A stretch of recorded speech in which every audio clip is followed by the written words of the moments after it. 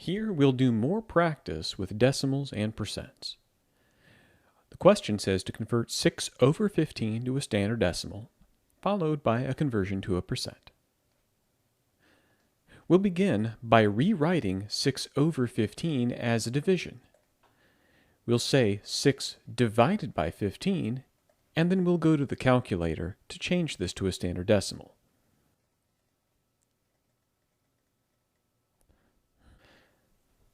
Once again, bearing in mind that the division bar is just the same as the division symbol that you're used to. When I use the word over, that can also mean divided by. In our calculator, we'll take 6, then press the division symbol, and press 15. When I say equals, I get 0.4. This 0.4 is my standard decimal. This takes care of the first part of the question. Now we'll change this to a percent. Recall from the previous videos that if we had a percent, we divided by 100 because percent means dividing by 100.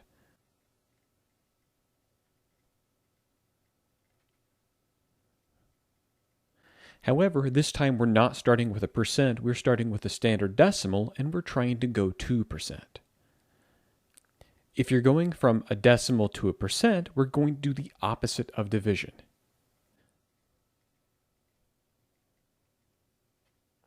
The opposite of division is multiplication. So instead of dividing by 100, this time we will multiply by 100.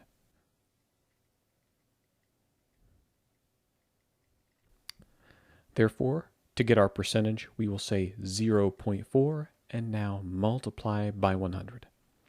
The opposite of what we did previously. In our calculator, we have 0.4 stored already, so we'll say times and then enter 100. When we press equals, we will get 40 for our percent. To show that this is a percent, we will place a percent sign after the 40.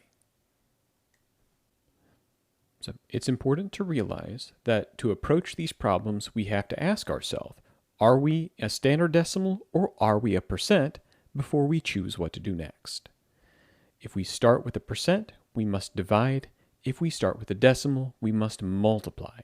But in either case, the number we use is 100. The question is, which operation do we use? Since we started with a standard decimal in this question, we did times 100 to change to percent.